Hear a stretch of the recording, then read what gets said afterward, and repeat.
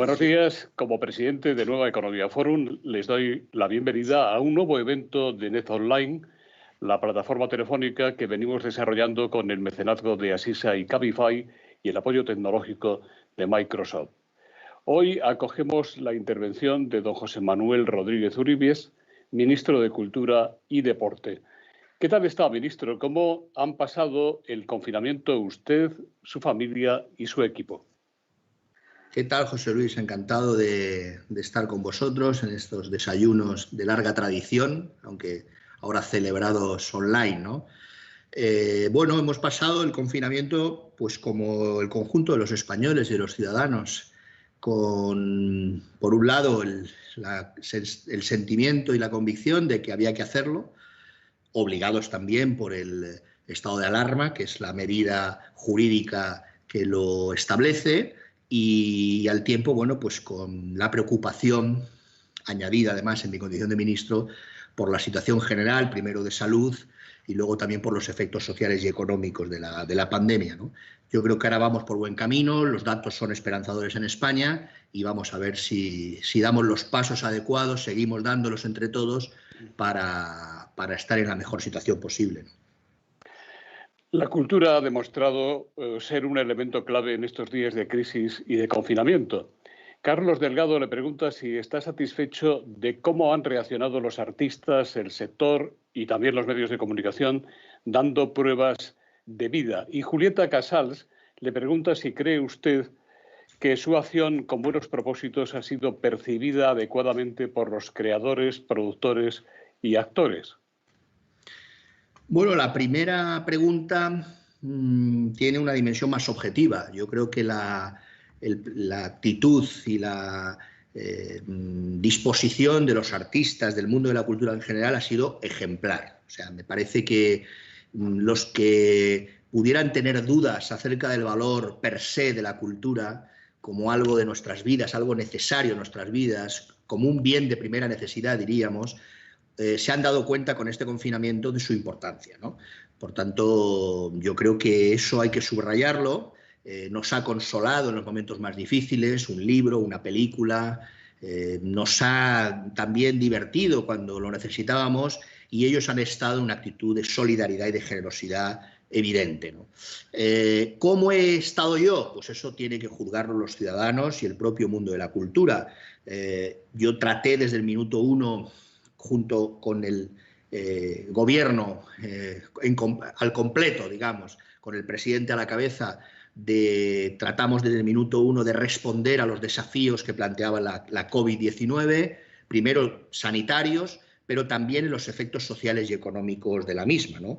Y ahí pensamos enseguida que efectivamente la cultura y el deporte, por su dependencia del público, tenían unas necesidades especiales, ¿no? Primero tratamos de que las medidas generales llegaran a la cultura, comprobamos si eso era así o no, vimos que en algunos casos sí, en otros no, y lo que hicimos fue diseñar, como consecuencia de esa reflexión y de esa comprobación empírica, diseñar un decreto, que es el que se aprueba el 5 de mayo, es decir, un mes y pico después del inicio del estado de alarma, de medidas específicas, muy pensadas para apoyar a la cultura, para paliar el daño causado por la COVID, también para atender viejas demandas y problemas endémicos y viejos de la cultura por su fragilidad en muchos de sus ámbitos, y también para ayudarles en la transición a la nueva normalidad.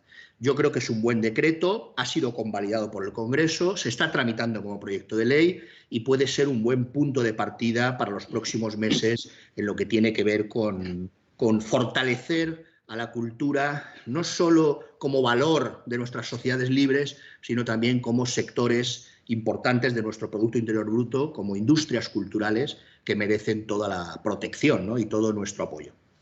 La medida más eficaz y también inevitable para luchar contra la pandemia de la COVID-19 ha sido el confinamiento, pero esto, como usted señala, ha provocado el cese casi total de la actividad económica del sector y además la desaparición del público, como también señala usted. ¿Podría avanzarnos algo más sobre la respuesta del Ministerio de Cultura y Deporte en casos concretos a la crisis en estos sectores? Marta Jaramillo le pregunta cómo puede resucitar, cómo puede reinventarse un sector con una cierta carencia permanente y una dependencia de las subvenciones públicas?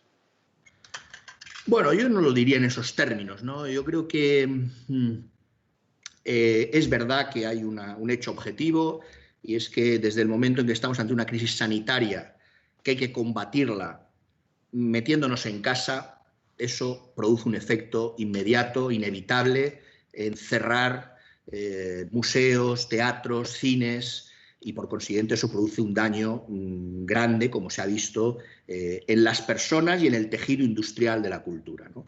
Yo creo que hemos tomado medidas para paliar eso, importantes, que tienen que ver fundamentalmente con la liquidez y con los créditos blandos para ayudar al sector, a todos los sectores, desde el libro al cine, pasando por las artes escénicas y musicales, que son es verdad que las que tienen más dependencia del público, de lo que serían espectáculos en vivo, son las que todavía tienen más dificultades para el futuro, ¿no?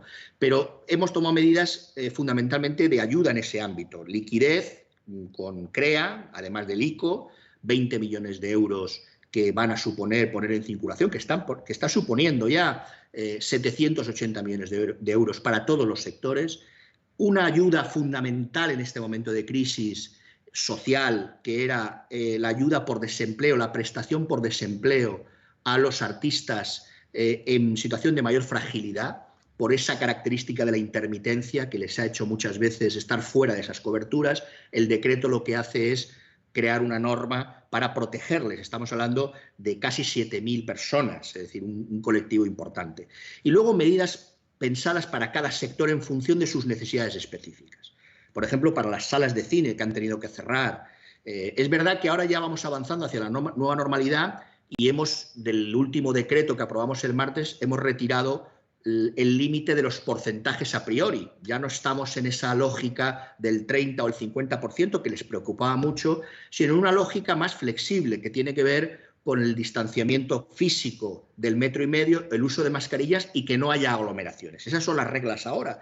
Por tanto, va a facilitar que las personas puedan volver a los espectáculos públicos, a la cultura, y va a facilitar también que los distintos sectores culturales puedan funcionar con márgenes mayores, además de con las ayudas recibidas por parte del Ministerio de Cultura y de las comunidades autónomas, porque no olvidemos que la cultura es una competencia concurrente, ¿no?, entre el Gobierno de España, la Administración General del Estado y las comunidades autónomas. Y yo creo que ahí entre todos tenemos que garantizar que se produzca el relanzamiento de la cultura con fuerza, y si en el futuro tenemos otra crisis de este tipo o similar, que esté suficientemente protegida, porque a mí me parece que es uno de los pilares del Estado social y democrático de derecho, la cultura, como lo es la educación. Hemos descubierto que la sanidad tiene que estar muy fortalecida, y la dependencia, ¿no? Son nuestros pilares de una sociedad del bienestar justa y bien ordenada.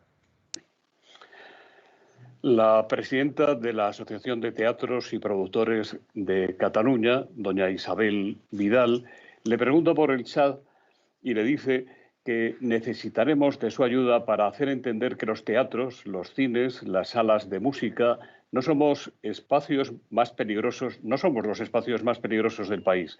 ¿Podría trasladar al presidente y a sus compañeros de gobierno la necesidad de poder actuar en estos espacios sin las restricciones de aforo que todavía se nos exigen, y considerarnos al menos templos de la cultura que en fase 3 deberían tener ya el 75% del aforo permitido? Bueno, yo creo que esa es una pregunta ya un poco del pasado. Ya en la situación en la que estamos ahora mismo es, como he dicho, ya sin referencia a aforos a priori, ¿no?, o a porcentaje, quiero decir, del 30 o del 50, que es verdad que condicionaba mucho. No hace falta explicarle nada al presidente ni al conjunto de mis colegas del Consejo de Ministros, porque son muy sensibles a estas cuestiones desde el minuto uno, y por tanto, claro que tenemos que trabajar para que los ciudadanos vuelvan a la cultura, al teatro, al cine, a la danza. También le digo que soy optimista. Yo he estado esta semana visitando los distintos espacios culturales, los distintos sectores. Empezamos abriendo los museos y iba con la preocupación de si iba a haber gente con ganas de visitar de nuevo el Prado, el Thyssen, bueno, y ya todos los museos estatales están todos abiertos, y había colas, afortunadamente. Con lo cual, yo creo que los ciudadanos también han descubierto en su confinamiento que necesitan la cultura, tanto como las terrazas y como la socialización en otros ámbitos. Yo diría que incluso más, porque tiene esa dimensión de formación, de espíritu crítico, y tengo la impresión de que no vamos a tener que hacer ningún esfuerzo extra en ese sentido. Pero si hubiera que hacerlo, si tuviéramos que hacer alguna campaña especial para que los ciudadanos tengan la tranquilidad de volver al cine, de volver al teatro, de volver a la danza, lo haremos encantados, y esa es nuestra obligación, y por supuesto que tienen el compromiso del Gobierno y de este Ministro de Cultura para reactivar la cultura con toda la fuerza que merece y que necesitamos todos. Señor Ministro, está con nosotros en este evento de Nueva Economía Forum don Iván García Blanco, eurodiputado socialista y secretario de Cultura y Deporte de la Ejecutiva del PSOE. Don Iván, ¿cómo está? Muy buenos días, encantado. Gracias por la invitación. ¿Qué le parece a usted lo que está diciendo el señor ministro? Pues obviamente tenemos unas coincidencias prácticamente unánimes alrededor de la importancia y del modelo cultural. Creo que si hay algo que nos distingue a los socialistas es que entendemos la cultura en dos vertientes bien diferentes, pero ambas concurrentes. En primer lugar, como bien ha explicado el ministro, como elemento de argamasa social, como constructor de sociedad, en un momento además en el que tenemos que combatir cierta tendencia aislacionista, individualista. La cultura es la herramienta con la que se forjan las comunidades y los proyectos colectivos. Y en segundo lugar, es verdad también, como un recurso. Y yo creo que hay que aprovechar también un momento de crisis como la que estamos, en la que estamos repensando muchas cosas, para pensar que la cultura, las industrias creativas y culturales son también un elemento de creación de empleo y de riqueza, y además con una característica fundamental, que es que la materia prima con la que se nutre es difícilmente deslocalizable, que es el ingenio, que es la creatividad, y podemos competir muchísimo mejor como país porque además tenemos muchísimas potencialidades. Somos la cuna del español, somos la cuna de una de las dos grandes, enormes civilizaciones que en este mismo momento compiten, aunque no de forma expresa a nivel global, la anglosajona y la hispana o hispánica. Somos el cruce de caminos entre Europa y Latinoamérica. Somos además un lugar con muchísimo patrimonio. Somos el tercer país del mundo con mayor número de patrimonios de la humanidad. Somos un país, como digo, con mucha capacidad, que ya tiene más de 500.000 personas empleadas en el sector, pero que puede aspirar a mucho más, integrados en un proyecto europeo en el que tenemos también que coordinarnos. Por lo tanto, tenemos una visión, el ministro y yo, muy parecida. Señor ministro, usted ha anunciado en repetidas ocasiones su voluntad de llevar a cabo un pacto de Estado por la cultura, incluso ir más allá, reforzar el concepto de cultura en la Constitución. Se trata de medidas ambiciosas. ¿Cómo piensa llevarlas a cabo? Bueno, son medidas ambiciosas y coherentes con lo que acaba de decir mi compañero, al que agradezco su presencia con nosotros aquí. Es el responsable de la Ejecutiva de Cultura y Deporte, la Ejecutiva del Partido Socialista. Yo creo que es coherente con lo que estamos diciendo, ¿no? La cultura tiene una doble dimensión, podríamos decir. Podríamos entenderla en un sentido estricto, que efectivamente tiene que ver con los sectores, con los creadores, con todos los ámbitos de las industrias culturales, desde el libro al cine, pasando por el teatro, por la danza, por el circo, etcétera, hasta, y la música, por supuesto, pero hay un sentido también amplio de cultura, que forma parte de lo que podría ser entendido como la civilización, ¿no? Y eso tiene unas proyecciones muy importantes. Tiene que ver con nuestra tradición.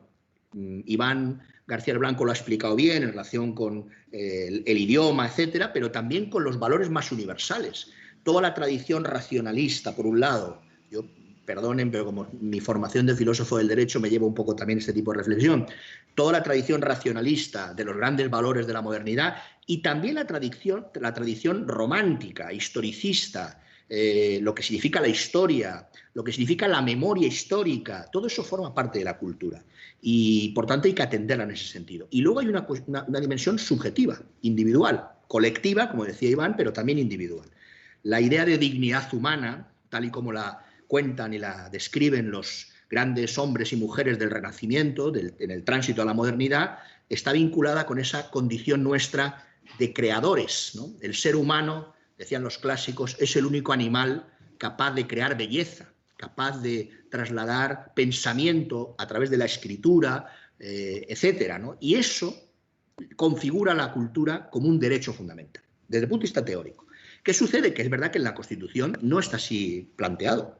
Tiene digamos, una descripción propia del año 78, probablemente, en donde había otras prioridades, pero no está con esa fortaleza, con ese grado de resistencia de otros derechos fundamentales. Por eso yo he dicho que esta experiencia de la COVID nos debe llevar también a tener algunas enseñanzas, ¿no? La primera, que tenemos que hacer un gran pacto social y político, institucional, entre los partidos y también con las comunidades autónomas y los grupos parlamentarios, un gran pacto por la cultura, para fortalecerla. Y eso, consecuentemente, nos debe llevar en algún momento, cuando el clima sea adecuado, el clima de consenso sea adecuado, a reforzarla en la Constitución como un auténtico derecho fundamental, que es nuestra visión de cómo se puede fortalecer especialmente la cultura. Ministro, hay hoy en los periódicos distintas versiones sobre la salida de España de algunos cuadros de la colección Thyssen. Y le pregunto a Fernando Jáuregui, periodista, si habrá por fin un acuerdo para que se quede el Gauguin y los otros dos cuadros en cuestión, o el tema ya es irreversible. No, no hay nada irreversible en la vida salvo la muerte. Lo demás, todo es reversible si hay buena voluntad. Yo aquí haría una distinción entre pasado y futuro. El pasado se ha descrito más o menos en estos días en la prensa, incluso hoy hay un artículo del exministro Pepe Guirao, ayer otro del secretario general de Cultura, que cuentan un poco las vicisitudes hasta diciembre del año pasado, donde es verdad que se produce la autorización de la salida de los 4 cuadros, del Monet, del Degas y del Hopper, y también del Matamua. El Matamua por silencio administrativo, pero los juristas saben que el silencio administrativo pues, tiene efectos de validez igual que una decisión con todas las consecuencias, ¿no? ¿Qué pasa después? Pues que efectivamente llega un nuevo gobierno, yo soy ministro de Cultura desde enero, me encuentro esa realidad también es verdad que se produce al tiempo de la pandemia y ahora, bueno, que estamos en la desescalada y en la salida, pues tendremos que retomar algunas negociaciones. Sí quiero dejar claro que no se trata de una colección del Thyssen.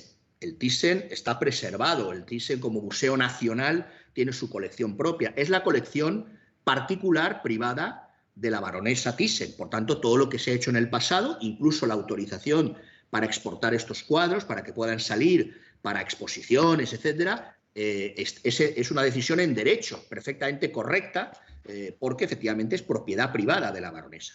Yo lo que voy a plantear, se lo adelanto ya, es a la baronesa, primero, que hagamos una valoración técnica por parte de expertos, también por los conservadores del Museo Thyssen, del valor aproximado de la colección privada de la baronesa para saberlo, eso en primer lugar. Y segundo, también tener en cuenta la nueva realidad de nuestro país. No estamos en la situación previa del año pasado, etcétera, sino que estamos en una situación económica mucho más difícil, mucho más compleja, y lo que yo ofrezco es mi voluntad de llegar a un buen acuerdo, incluido el Matamua. Me parece que el Matamua es importante en ese sentido, pero siempre que lleguemos a un acuerdo económico razonable en un contexto de crisis. Sí quiero decir que el Thyssen como museo tiene su colección y esa colección es intocable y nadie la va a tocar, y están estos autores también, estos pintores. Por consiguiente, es una fase que tenemos que retomar ahora, y yo lo voy a hacer con la mejor voluntad, pero con ese doble parámetro. Por un lado, valorar la colección tal y como está ahora, y si vuelve el Matamua, pues mucho mejor, esa es mi voluntad. Y en segundo lugar, las posibilidades económicas reales que tiene España para asumir una colección privada en este contexto de crisis. ¿Quiere decir algo, don Iván García del Blanco, eurodiputado? Pues sí, muchísimas gracias, y con esto ya me quería despedir, pero sí quería decir, y no estoy por casualidad aquí, además de que evidentemente me gusta la materia y coincidimos en el proyecto político, pero también somos el ministro y yo amigos. y me gustaría trasladar la visión y el conocimiento que tengo del propio ministro. Y es que creo que dentro de algunas de las cuestiones que ha comentado, es la persona y el hombre adecuado para tratar de aprovechar ese cierto consenso político que se ha generado alrededor de las políticas culturales, que es un bien escaso en el momento político que estamos viviendo, para tratar de cambiar, de modernizar el modelo y de trascender a un modelo que yo creo que estaba agotado. Y tengo que decir que José Manuel Rodríguez Uribes es un capitán al que en principio se le puso al frente de un barco en mitad del Mediterráneo con sol para que se fuera acostumbrando a la navegación, y se encontró de la noche a la mañana en mitad del Cabo de Hornos en medio de una tormenta. Y es verdad que con muchas dificultades, en un sector además que quien lo conoce sabe que es precario per se y que evidentemente se enfrentaba a una situación más difícil que otros sectores. Y yo creo que poco a poco, y aunque se le ha caricaturizado en una de las primeras comparecencias que tuvo, sesgando además una cita en un sentido completamente diferente, lo cierto es que ha conseguido en muy poco tiempo cosas muy notables. Y yo, que soy eurodiputado, conozco bien que el plan, en cuanto a la ambición y los recursos formulados por España, es uno de los más ambiciosos de Europa. Creo que solo comparable a Alemania o Francia. En el sentido de la protección al desempleo, desde luego el más con mucha distancia de Europa. Es verdad que nuestras condiciones eran diferentes. Además, ha desarrollado, así sin tampoco explicitarlo, pero ha desarrollado algo que estaba contenido en el Estatuto del Artista y que tenía muchas dificultades, no en vano. No hasta este momento se había desarrollado, que era la protección de la intermitencia de tantas profesiones culturales. Y, como digo, ha conseguido cosas en muy poco tiempo. El primer sector, además, que tenía un plan específico, concreto, sectorial, pese a que la sensación era que llegábamos tarde y que llegábamos tarde a todos. Yo lo que sí me gustaría es, todas las personas que nos están viendo y que evidentemente no conocen, muchas de ellas, a José Manuel, otras están teniendo ahora la primera experiencia, me gustaría pedirles confianza, porque creo que es una persona que la merece, que es un humanista, un ilustrado, una persona dialogante. Decía Rosa María Sardá, tristemente fallecida la semana pasada, que una cabeza bien amueblada era la que tenía sentido del humor, con gran sentido del humor también, y doy fe de ello. Una persona además que está muy cercana al presidente del gobierno, que le respeta en la misma medida que le respetamos todos los que le conocemos. Por lo tanto, una persona que está en las mejores condiciones posibles para gestionar esta cartera. Yo lo que le pediría a la gente, en definitiva, es que, si se me permite el chascarrillo, que los Orson Welles les dejen ver el bosque, porque hay mucho más en la cabeza de José Manuel Rodríguez Uribes y de su equipo de lo que en principio tiene que ver con tratar de reaccionar a una situación muy complicada. Así que yo he apostado desde el principio por José Manuel, porque va a hacer una gran gestión como ministro, y creo que es una apuesta que no voy a perder. Así que apuesto sobre seguro. Y hay una segunda vertiente que me gustaría tocar, que me parece importante, porque es ministro de Cultura y Deportes. Es uno de los primeros ministros de Deportes que le gusta el deporte. Y es una cosa que parece menor, pero también es importante. Conoce, practica y le gusta el deporte. Y también concibe el deporte como un elemento cercano a nuestra calidad de vida, condicionante también de nuestra calidad de vida, y por lo tanto también un derecho fundamental que tienen que tener los ciudadanos y las ciudadanas. Así que yo, como digo, quería quedarme a gusto porque sé que es una persona confiable en la que se puede confiar, y me gustaría transmitir que desde luego tiene toda la mía. Espero que todos los demás me den la razón cuando no pase demasiado tiempo. Muchas gracias. Dos cosas. ¿Puedo decir algo, José Luis? Sí, por supuesto. Rompo el guión. Bueno, primero, se nota que somos amigos, no hay que insistir mucho en eso.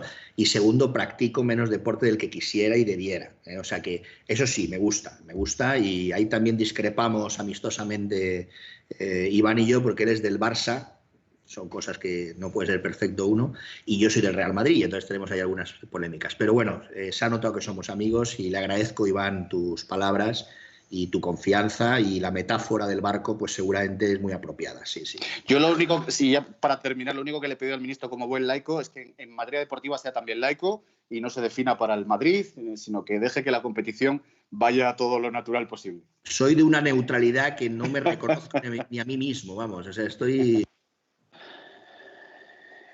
El señor ministro, Íñigo Picabea, de Radio Nacional, le pregunta si está trabajando ya el Ministerio de Cultura en un calendario para desarrollar plenamente el Estatuto del Artista, y si puede garantizar que estará desarrollado en esta legislatura. Vicente Gambau dice: en el acuerdo para España de la coalición progresista PSOE Unidas Podemos, El punto 6.9 establece que regularemos las profesiones del deporte. ¿Qué propuestas de actuación tiene al respecto? Pues sí, son dos temas que están en nuestra agenda de forma clara y queremos darle la mayor prioridad posible en cuanto ya esta desescalada se culmine, ¿no? El pasado jueves, si no recuerdo mal, comparecí en el Senado para dar cuenta de nuevo de nuestros planes, digo de nuevo porque lo hice en el Congreso antes de la pandemia, de nuestros planes legislativos, de reformas institucionales, de acción política en el ámbito de la cultura y en el ámbito del deporte. Y es verdad que la culminación del Estatuto del Artista debe ser una de las prioridades y estamos en ello. Creo, si mi memoria no me falla, que la última reunión que tuve que suspender física era con la ministra de Trabajo y con el ministro de Seguridad Social para tratar el asunto del Estatuto del Artista, ¿no?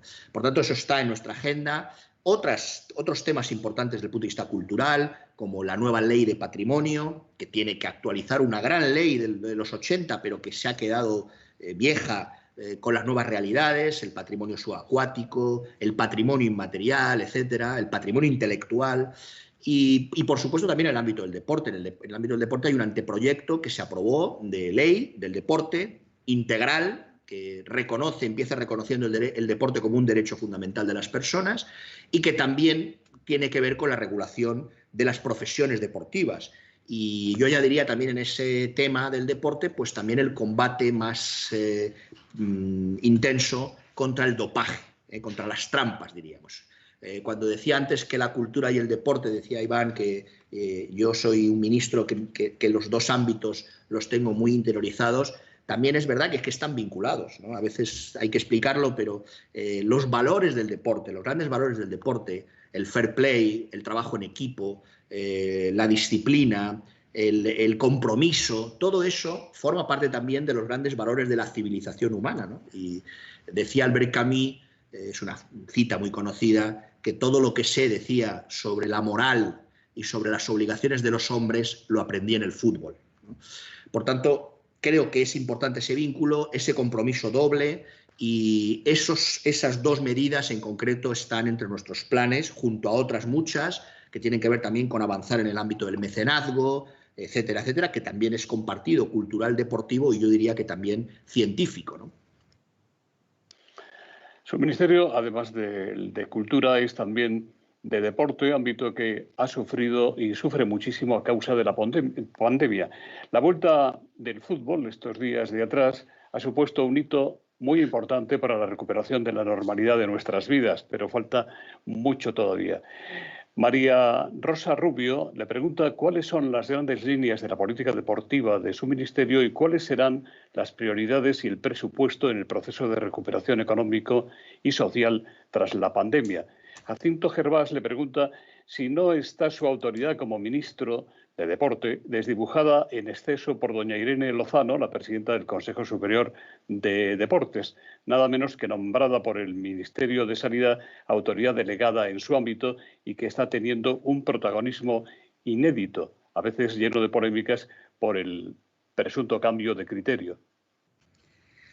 Bueno, en relación con la primera, el anteproyecto de ley del deporte responde a un modelo deportivo. Un modelo, por supuesto, que parte de esa idea del deporte como derecho de las personas, que tiene que ver también con un modo de vida saludable, que tiene que ver también con combatir el sedentarismo, que tiene que ver también con la educación de los niños y de las niñas en relación con la obesidad y para evitar ese tipo de situaciones, y que luego tiene 3 o 4 grandes líneas maestras, ideas fuerza de actuación. El deporte femenino, que a mí me parece fundamental, que tenemos que reforzar y apoyar, y yo en los 2 meses escasos, enero y febrero, que pude ejercer hacia afuera de ministro de Cultura y Deporte, asistí a todos los eventos deportivos femeninos relevantes, ¿no? Fui a la final de la Copa del Rey de fútbol, a la final de la Copa de baloncesto, con el Perfumerías a Medida y el Girona, a despedir a la sección española femenina de baloncesto, es decir, estuve muy presente y por consiguiente creo que el deporte femenino tenemos que apoyarlo con mucha fuerza. También el deporte inclusivo, de personas con capacidades diferentes, asistí, los organizadores me dijeron que fui el primer ministro que lo hizo a la primera final de baloncesto en silla de ruedas. Y mi voluntad es seguir trabajando en esa línea. Y el deporte de base junto al deporte universitario. Yo a veces lo pienso, por ejemplo, si hablamos de baloncesto, que somos una gran potencia mundial, ¿cómo seríamos si además tuviéramos un baloncesto universitario mucho más poderoso, ¿no? Me parece que hay que apoyar todos esos ámbitos y esas serían un poco las líneas de actuación. Lo que vamos a tratar de hacer es, por supuesto, de financiar todo eso como debe ser y para eso pues trabajaremos en unos presupuestos adecuados. Piensen que vivimos todavía en este ministerio de cuando era Secretaría de Estado. Y por consiguiente una de mis tareas es negociar con mi compañera y amiga, la ministra de Hacienda, para darle el nivel que merece la cultura y el deporte en este país como Ministerio de Cultura y Deporte. Y luego en relación con el trabajo del CSD, yo creo que es un buen trabajo el que se está haciendo por la presidenta, por todo su equipo. Yo soy una persona que tiendo a trabajar en equipo. Cuando digo que uno de los valores del deporte es ese, pues me parece que uno tiene que practicarlo, ¿no? Y yo, por supuesto, confío en el trabajo que se está haciendo desde el CSD, se han hecho grandes cosas. El CSD tiene una dependencia orgánica con el Ministerio de Cultura y Deporte, por tanto, lo que hacen pues tiene que ver con nuestra voluntad también. Soy conocedor de todo, apoyo esas iniciativas que tienen que ver, por ejemplo, con haber alcanzado un acuerdo entre la Federación de Fútbol y la Liga, pues para que pueda celebrarse la Liga en estas semanas, que hayamos recuperado eso, y por tanto el órgano gestor de todo eso debe ser el CSD. Yo creo que eso es muy bueno, sin perjuicio de que el CSD depende del Ministerio de Cultura y Deporte, y así debe ser. Por tanto, el trabajo en equipo es importante, que todo el mundo tenga su espacio es importante, y yo soy una persona, quien me conoce y ha trabajado conmigo, que trata siempre de darle a todo el mundo su lugar, porque me parece que los proyectos colectivos funcionan mejor cuando cada uno siente el protagonismo que merece en ese proyecto, ¿no? Y por tanto no hay más que decir. Luis Ángel Robles le pregunta si se van a prolongar los ERTEs teniendo en cuenta que la limitación de aforos obliga a trabajar a pérdida si no se alargan y aumentan también las ayudas. Bueno, la decisión sobre los ERTES y la prórroga de los ERTE es una decisión que se va a tomar, que se está tomando en la negociación colectiva con sindicatos, con empresarios, la ministra de Trabajo, el ministro de Seguridad Social, y yo espero que esa es una decisión positiva en ese sentido. El decreto del 5 de mayo, que está muy pensado, como les decía, por eso necesitamos esas semanas para ultimar bien las medidas, tiene, entre otras, medidas para esta transición, medidas de apoyo económico, tanto al cine como al teatro, digamos a las artes escénicas en general, para ayudarles, para completar lo que puedan perder por la falta de actividad o por la reducción de aforos inevitable, ¿no? Que aunque ya no es, insisto, en términos de porcentuales, pero es verdad que al final si hay que establecer una distancia de 1,5 metros, pues una reducción se produce, ¿no? Yo creo que vamos a tener unos meses en donde eso lo tenemos resuelto, en esa dimensión de ayudas directas a los exhibidores de las salas de cine, al teatro, a las salas de teatro, para que puedan transitar hasta la normalidad, hasta que haya una vacuna, pues con la mayor tranquilidad posible, animando también a la gente a que vuelva con todas las cautelas y con todas las medidas de higiene y seguridad al teatro, al cine y a la cultura en general. Ministro, le preguntan si se confirma la Maratón de Madrid, si se hará en noviembre, si limitarán el número de corredores y los que ya tienen dorsal, ¿por qué no cobran la devolución? Y, sin embargo, te obligan, dice quien pregunta, al mantenimiento para el año que viene. Pues esa pregunta tengo que estudiármela, porque no me la sé bien. El Maratón de Madrid hay que ver si se puede celebrar o no. Yo siempre, cuando hablamos de futuro, digo que una de las lecciones de esta crisis es la prudencia, ¿no? y que vamos a tener que decidir cuando toque en función de las circunstancias que se produzcan. Sí le digo que no en relación con la Maratón de Madrid, ni con eventos concretos, pero con el Ministerio de Consumo y nosotros, desde el Ministerio de Cultura y Deporte, hemos tenido conversaciones muy productivas para buscar fórmulas para aquellos espectáculos públicos o eventos deportivos o culturales que necesariamente haya que suspender o se hayan suspendido ya, para que haya un cierto equilibrio, ¿no?, entre, por un lado, las personas que han comprado su entrada y que tengan derecho a esa devolución, porque es verdad que nosotros lo hemos practicado en todo lo que depende del INAEM o del ICA, fundamentalmente del INAEM, pues las personas que han querido que se le devuelva la entrada se ha hecho, sin problemas. Pero yo entiendo que las empresas privadas puedan tener mayor dificultad y ahí lo que hemos hecho es buscar un equilibrio en plazos y en opciones alternativas, ¿no? Y en muchos casos lo que se está planteando es pues dar un bono que sirva para un evento diferente o sencillamente cancelar ahora y posponer en el tiempo para que se pueda celebrar en otro momento. Y ya ha habido conciertos que con la entrada de este año pues ya se conserva y sirve para la que viene. Yo creo que ahí hay que tratar de buscar medidas flexibles, garantizando los derechos de todos, ayudando también a las empresas para que no se vean en una situación de dificultad extrema y en ese equilibrio estamos, ¿no? Por tanto, lo que suceda con la Maratón de Madrid irá seguramente en esos términos, ¿no?, en estas reglas de flexibilidad y, en su caso, pues de devolución de las cosas si no se celebra o se va a celebrar en un momento posterior. Ministro, ¿qué pasará durante el verano con los festivales musicales, de teatro, de cine y también con las corridas de toros? Bueno, he respondido en parte, ¿no?, a esta pregunta. Están programados ya algunos festivales importantes, el Festival de Almagro, el Festival de Mérida. Yo creo que se van a poder celebrar con las reglas establecidas en el decreto que aprobamos el pasado martes, que las repito, son solo 3 principios generales que hay que cumplir: el de distancia física del 1,5 metros, el uso de mascarillas y que no haya aglomeraciones, dice el decreto, que no haya aglomeraciones. En última instancia van a decidir las comunidades autónomas. Esto también es importante tenerlo claro. Ya no estamos en la autoridad competente ni en el estado de alarma a partir del día 21, sino que a partir del día 21, que es dentro de escasos 6-7 días, las comunidades autónomas decidirán, de acuerdo con el Ministerio de Sanidad, en los temas, digamos, científicos y sanitarios, y el consejero de Sanidad correspondiente o consejera, decidirán esos eventos si se celebran o no en función de las circunstancias que se produzcan en ese momento y con esos principios o parámetros generales del decreto del martes. Por tanto, eso es lo que hay como reglas. Yo creo que son muy razonables. Es verdad que uno tiene dificultad para imaginar un macroconcierto, ¿no?, una situación de miles de personas juntas en las próximas semanas. Yo no lo veo desde el punto de vista lógico, desde el punto de vista del buen sentido, ¿no?, de la prudencia. Pero eso va a tener que decidirlo las comunidades autónomas, lo van a hacer y en el marco de sus competencias, porque son las que son competentes, y veremos si se celebran o no y cuáles sí, cuáles no, también según las circunstancias que se produzcan en cada caso. Elena Cabrera, del diario Mundo.es, le pregunta, señor ministro, ¿cuál es...? Los toros. Había dicho los toros también. Los toros. Sí, bueno, los toros igual.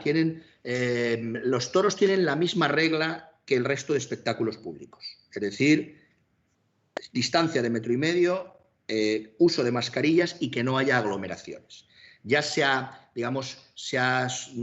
retirado el criterio del 30% y del 50% o de incluso el número de personas concreto, que eso, digamos, tenía sentido en la segunda fase y en la tercera, pero ya vamos hacia la nueva normalidad y el criterio va a ser ese. Por consiguiente, las comunidades autónomas con los responsables del mundo taurino decidirán esas medidas de seguridad para poder celebrar las corridas de toros, que se pueden celebrar desde ya, es decir, siempre que se respeten esos criterios de sanidad y de seguridad. Volveremos después a los toros. Y ahora le leo la pregunta de Elena Cabrera, que dice: ¿cuál es su valoración de la aparición, en un momento como este, de SEDA, una nueva sociedad de gestión de derechos de autor alternativa a la SGAE? Bueno, he tratado con ellos, he hablado con ellos. Yo creo que las sociedades de gestión hacen una gran tarea. Yo he descubierto incluso alguna dimensión que desconocía, todo lo que tiene que ver con la ayuda social, asistencial en este momento de crisis a los socios, ¿no?, de las distintas sociedades, es importante. Yo me he reunido con todos ellos, no solo con las SGAE, sino con otras y también con SEDA, y hacen una gran tarea que, por cierto, hemos mejorado en sus posibilidades con el decreto del 5 de mayo, porque hemos aumentado los porcentajes que pueden destinar ayuda social, una vez lo decidan las asambleas de cada una de estas sociedades, de ayuda social a sus artistas, ¿no? Y por consiguiente la ayuda del Estado, la ayuda del Ministerio de Cultura y Deporte, del Gobierno de España, de las comunidades autónomas, puede ser completada, debe ser completada con esta ayuda de las sociedades de garantía y de las sociedades de gestión, ¿no? Por tanto, creo que es positivo. Yo lo que quiero es que haya entendimiento, que haya un trabajo entre todas coordinado y constructivo en beneficio de los artistas, que es de lo que se trata al final, y de la protección de sus derechos, de los derechos de propiedad intelectual, de los derechos de autor, que son derechos también que tienen esa dimensión de derechos auténticos, genuinos, ¿no? Que deben ser protegidos y que deben ser resistentes frente a la piratería o frente a otro tipo de acciones que los pongan en riesgo. Ignacio del Moral dice: los autores y autoras, al ocupar un lugar indeterminado, aunque vital, en la cadena del hecho escénico, hemos quedado, dice don Ignacio, al margen, un poco al margen. Le pediría que cualquier ayuda económica de compensación de pérdidas para las empresas y compañías quedara supeditada al cumplimiento por parte de estas de sus compromisos con los titulares de los derechos de autor. Sí, estoy completamente de acuerdo. Yo creo que hemos trabajado en esa línea y hemos tratado a todos los sectores en todos los ámbitos, en las industrias culturales, en el conjunto de ellas. Si pienso en el libro, pues exactamente igual. Es verdad, por ejemplo, que en relación con el libro nos decían los expertos y los sectores que era fundamental ayudar a las librerías independientes, porque todo lo demás, también los autores, por supuesto los traductores, los exhibidores, los distribuidores, todos dependen, en buena medida la cadena, dependen del funcionamiento de la librería, ¿no? Hemos tratado de tomar medidas específicas de ese tipo, ¿no? De tomar medidas de ese tipo. Y por supuesto, lo he dicho antes, me parece que tenemos que avanzar en la protección de la propiedad intelectual, de los derechos de autor. A veces hay una sensación que yo también he comprobado en estos meses de pandemia, de que la generosidad de la cultura, que hay que agradecer, su solidaridad, su altura de miras en estos meses o en estas semanas duras y largas de la pandemia, que nos han ayudado, que nos han alimentado el alma, decíamos, ¿no? Que nos han consolado, que nos han divertido, parece que tiene que ser gratis, ¿no? Hay muchas veces que uno tiene la sensación de que eso no tiene valor, y tiene todo el valor moral, el valor cualitativo, pero también el valor material. Los autores deben cobrar, y como cualquier trabajador, por sus obras, ¿no? Y por consiguiente tenemos que estar muy atentos a que no se produzcan problemas en relación con la piratería y otro tipo de problemas que afecten a los derechos de propiedad intelectual. Montserrat Antolí, del Teatro Nacional de Cataluña, le pregunta por qué los partidos, cuando están en la oposición, tienen buenos proyectos de ley de mecenazgo y cuando llegan al gobierno se olvidan de ella. ¿Será con este gobierno de coalición? Bueno, yo no lo sé si eso es así, como dice la pregunta, no lo sé, no me consta. Lo que sí le digo es que hay leyes de mecenazgo en las comunidades autónomas, en algunas, y nosotros, por ejemplo, en el decreto ley del 5 de mayo hemos tomado una medida muy concreta y muy directa de aumentar 5 puntos porcentuales las deducciones por mecenazgo. O sea que estamos trabajando en ese sentido y yo creo que hay que hacer y avanzar en esta legislatura. Es verdad que si miramos el tema del mecenazgo, de la filantropía con un poquito de distancia, no es solo una cuestión cultural, es también afecta al deporte. Nosotros piense que, por ejemplo, nuestros deportistas, el programa ADO, casi en un 40%, no casi, el 40% tiene que ver con financiación privada. Grandes proyectos que tenemos para el año que viene, deportivos o culturales, el Plan Berlanga, la Copa del Mundo de Vela que arranca en Alicante, todo esto tiene, el Xacobeo, todo esto tiene un gran apoyo privado, ¿no? y ya tiene deducciones fiscales. Seguramente lo que falta es una gran ley estatal. Yo creo que eso habrá que hablarlo con calma, pensarlo bien, para que tenga todo el sentido y sea un marco que cubra todas estas dimensiones. Pero no veo yo que haya ningún inconveniente más allá del técnico, de la dificultad de hacer una buena ley en un contexto más amplio que el de las comunidades autónomas, ¿no? Sus socios en el gobierno de Unidas Podemos quieren suprimir la fiesta nacional, los toros. Jorge Corral le pregunta qué va a hacer usted. Pilar dice, la tortura animal es un arte y, por lo tanto, subvencionable por el Estado como la tauromaquia. ¿Debe ser declarado bien cultural? ¿Es un bien cultural la fiesta de los toros? Son distintas preguntas. A mí no me consta que mis compañeros del Consejo de Ministros, yo creo que lo que ellos quieren, como nosotros, es defender la protección de los animales, el deber de respeto hacia los animales. Por eso hay una dirección general dedicada a eso, a la protección animal, y yo creo que en eso estamos todos. El tema de la tauromaquia es diferente, tiene un reconocimiento, yo lo he explicado muchas veces, primero institucional dentro del Ministerio de Cultura desde el año 2010, o sea que no es algo nuevo, y después hay leyes aprobadas en el Parlamento español donde establecen ese reconocimiento cultural. Yo creo que hay que ser conscientes de eso. Yo hablo muchas veces de la idea de respeto, ¿no? Ayer me preguntaron por una frase excesiva del gran piloto de Fórmula 1 Hamilton, y yo hablé del respeto. Cuando hablo de respeto no hablo de una suerte de idea de respeto reverencial o basado en el temor. Hablo del respeto a las personas y a las leyes. Y yo como gobernante lo primero que tengo que hacer es respetar las leyes, con independencia de los gustos personales de cada cual. Yo creo que los gustos personales de cada cual son importantes en su ámbito y en la expresión que pueda hacer de ellos, pero desde el punto de vista de la acción de gobierno hay que estar a lo que dice la legalidad vigente. Y yo es lo que voy a hacer y me parece que es mi obligación.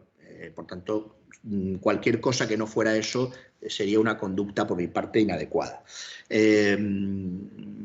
De todos modos, ya le digo, es decir, el tema de la tauromaquia tiene ese reconocimiento en el ámbito de cultura. Fundamentalmente sus ayudas no vienen por cultura, sino que vienen por agricultura, y vienen de la PAC. Tenemos aquí un eurodiputado, vienen de Europa en relación con el toro de Lidia, es decir, con el toro como especie autóctona, como raza española a proteger, ¿no? Y ahí vienen las grandes ayudas.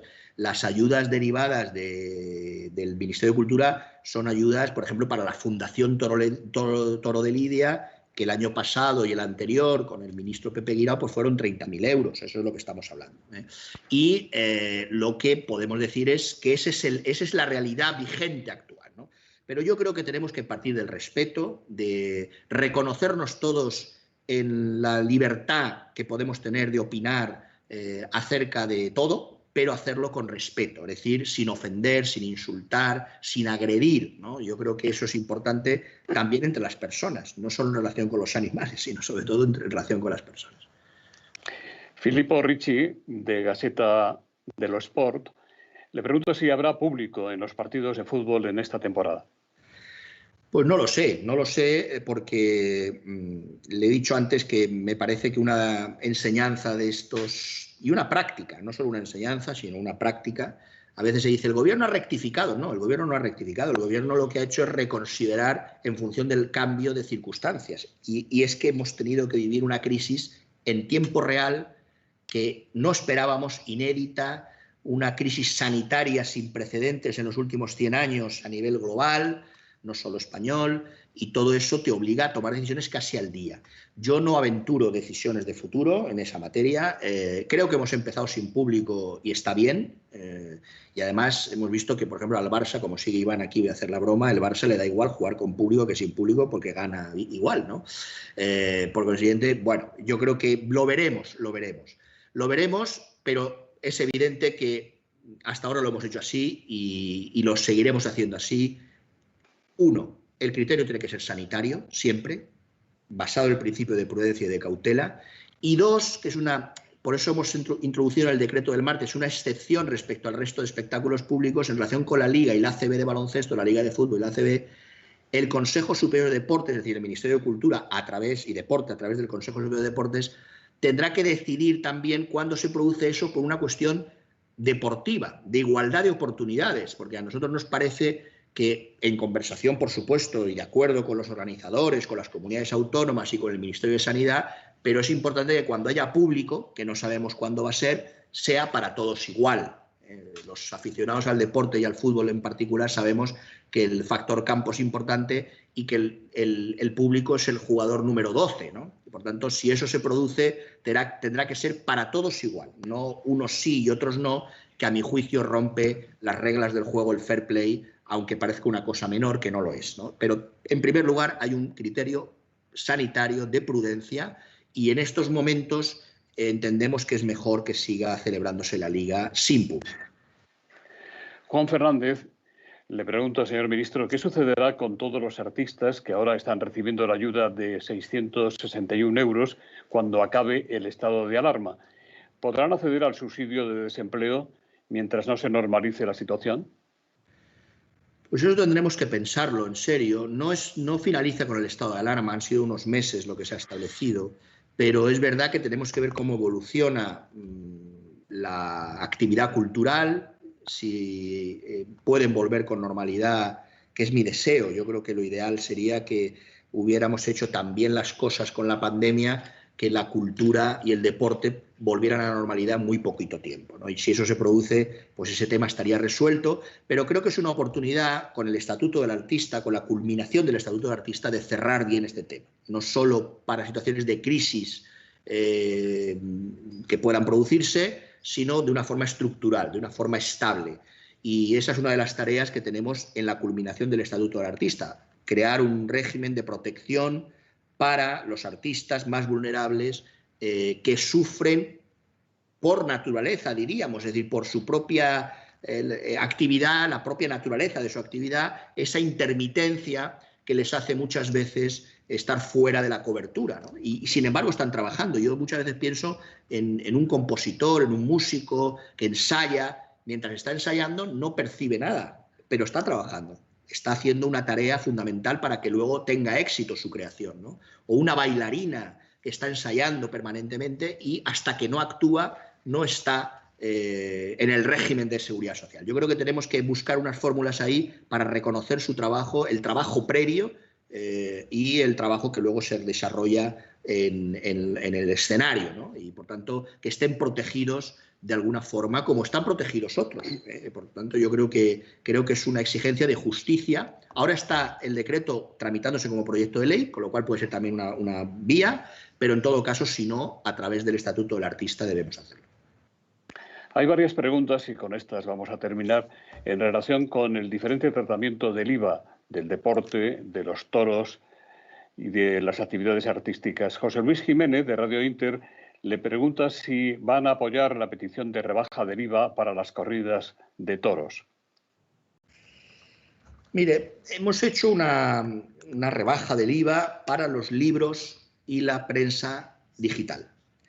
¿Por qué? Porque, en efecto, hemos pensado en este momento, yo creo que el contexto es fundamental. Cuando antes le hablaba también del Matamú, hablaba del contexto, ¿no? Los contextos no son determinantes, pero sí son importantes, porque si no uno descontextualiza el razonamiento y yo creo que ahora pensemos que en todo caso necesitamos impuestos, necesitamos que el Estado tenga recursos para hacer esto que estamos diciendo que tenemos que hacer y que estamos haciendo en relación con ERTES o con desempleo de personas vulnerables, etcétera. Todo eso hay que pagarlo. Por tanto, si reducimos mucho los impuestos, tenemos una dificultad. Pero yo creo que puede ser importante algún tipo de estímulo fiscal. Y ya lo hemos hecho. He dicho antes, en relación con el mecenazgo, la subida de 5 puntos porcentuales. Yo creo que ahí la colaboración público-privada hay que intensificarla, y más en materia de cultura y de deporte. Y en relación con el IVA hemos reducido una demanda histórica que estaba topada o que estaba frenada también por Europa desde el año 2010 hasta el año 2018. Hemos hecho ahora, en esta crisis, la rebaja del 21% al 4% en relación con los libros electrónicos. ¿Por qué? Pues porque en el confinamiento, de las pocas cosas culturales que se podían hacer era leer, ver películas, etcétera. Y yo creo que ahí tenía mucho sentido estimular esa conducta. Todo eso, en todo caso, tendremos que pensarlo con la ministra de Hacienda, en el conjunto del Gobierno, porque es una decisión estratégica. Que tiene que ver con un diseño general de los impuestos, no de sectores concretos. Y, por tanto, no me aventuro a decir nada, pero sí digo, y sí quiero hacer esa reflexión, los impuestos son necesarios para cubrir las necesidades básicas de los ciudadanos, los derechos del estado del bienestar, ¿no? Sin impuestos no hay derechos, ¿no? Y, por tanto, tenemos que buscar siempre una fórmula equilibrada para tener recursos y también para desahogar la actividad privada a través de estímulos fiscales. Señor ministro, llegamos al final de este nuevo evento online de Nueva Economía Forum. Le agradecemos que haya compartido sus análisis y propuestas para la recuperación de sectores tan importantes como los de la cultura y el deporte. Gracias también a nuestro invitado de esta mañana, el eurodiputado don Iván García del Blanco, del Grupo Socialista. Este agradecimiento lo hacemos en nombre propio y en el de nuestros mecenas, don Juan de Antonio, presidente de Cabify, el doctor Francisco Iborra, presidente de Asisa, y de doña Pilar López, presidenta en España de Microsoft, nuestro socio tecnológico. Muchas gracias a los dos, salud y esperanza. Muy bien, muchas gracias. Un abrazo fuerte.